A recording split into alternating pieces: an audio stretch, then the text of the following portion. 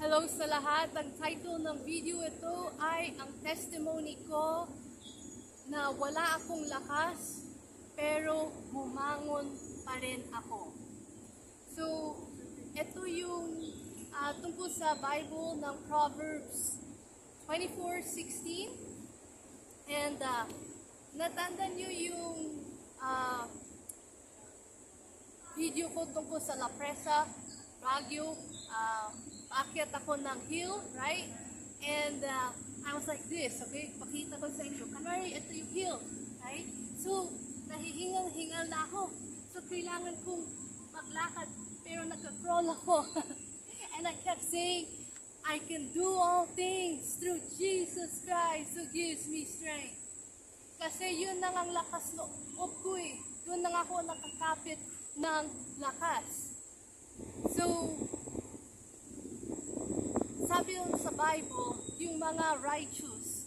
And hindi ibig sabihin ng righteous ay perfect sila. Sila ang nagsisisi parati sa lahat ng kasalanan nila at nagkumbaba. Sila yung si Panginoon Jesus Christ, ang Lord nila sa lahat ng buhay nila. And they keep asking Him, ano yung kailangan nilang gawin. They love to do God's will. Even anuman ang consequence. Okay? Nagtitiwala sila kay Jesus Christ lamang. So, naubos ang lakas ko. Right? Physically. But mentally and emotionally, ang lakas ko. Bakit? Nakakapit ako kay Jesus Christ. Siya ang lakas ko. So, whenever nasabi ko dito, I can do all things through Jesus Christ who gives me strength. Each hakban ko, God gives me the strength. Okay? And sa dulo, na-endure ko. Nakasakay ako sa angkas ng motorsiklo and I was able to be on the jeep on time. Even 3 minutes before umalis ang jeep. Pero before that, nagwo-worry ako, nasa-stress ako. Sabi ko, Lord, paano akong how will I arrive in the jeep, right? But no, God said, I will give you everything kailangan mo. Basta, tiwala ka lang sa akin. Ako ang lakas loob mo sa lahat ng bagay. So,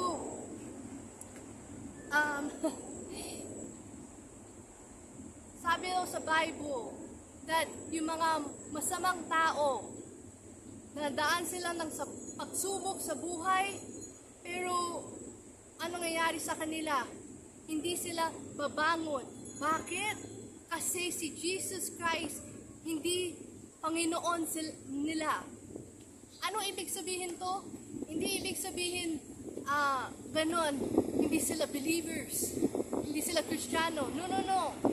Ito, actually, ito mga tao ng mga masama, mostly are mga Kristiyano, pero hindi si Jesus Christ ang Lord ng buhay nila, buong buhay nila.